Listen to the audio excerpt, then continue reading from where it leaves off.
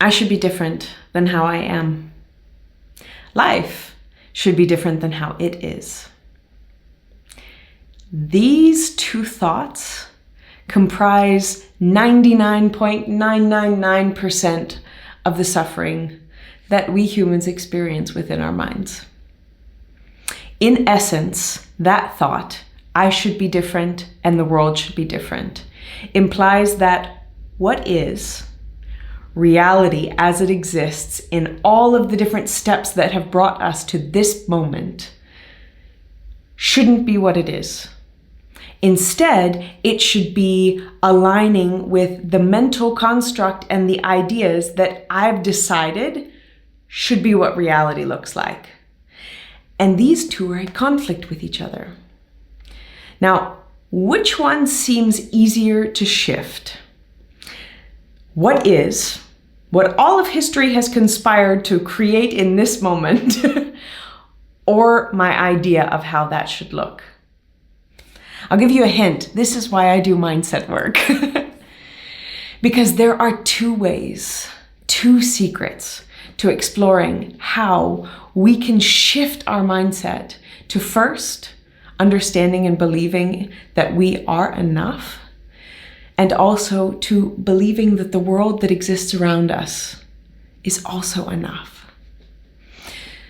The first is a simple language shift. I should be different than how and who I am implies that it is a static moment. It is in this moment that I am not okay. That reality doesn't match up with this, and it doesn't give me anywhere to go from there. It only gives me discontent.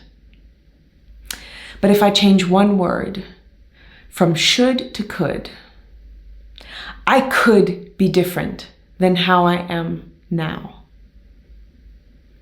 This simple shift holds a mix of discontent and potential and hope. And I will say that discontent is actually one of humankind's greatest assets. It is the thing that drives us towards innovation. It is what sparks our curiosity, our creativity. It is how we have every innovation and new invention that has ever existed. Because we weren't content with how something was in that moment. It is a great gift, but it's only a great gift when paired with the potential of a vision of what could be different. Not just simply ruminating and being frustrated with what is in this moment. That holds nothing for us. The second aspect is one that I call the diamond principle. And most of my clients have heard this, whether it's in team workshops or whether it's with the storytelling and mindset coaching. But I have this vision that each of us is a beautifully cut, brilliant diamond with so many faces and facets to us. And each one of these, as the light of day shines through us, it sparks brilliance and sparkle and shine through all of the faces. And on top of that, we're incredibly dynamic, right? At no one point in time, no matter how fast we spin ourselves and try and turn around, at no point in time can we see every facet of ourselves. They show up differently in different places. But what does shine through is the light through all of those other faces. So while I might act or bring different sides of myself to work than I do to my intimate relationship, this is natural. There's no problem with that. I'm still being authentically me. But in those times, I also get to show parts of myself in different areas, parts of my different sides of my diamond. But the light from all of those other sides is still shining through in my energy and in my vibrance.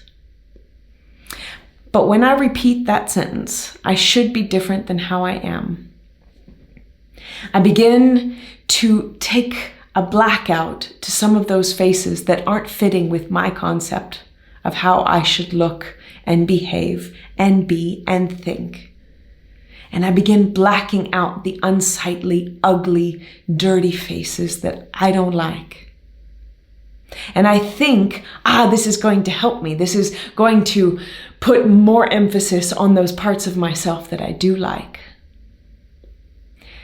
But it only cuts down on our brilliance.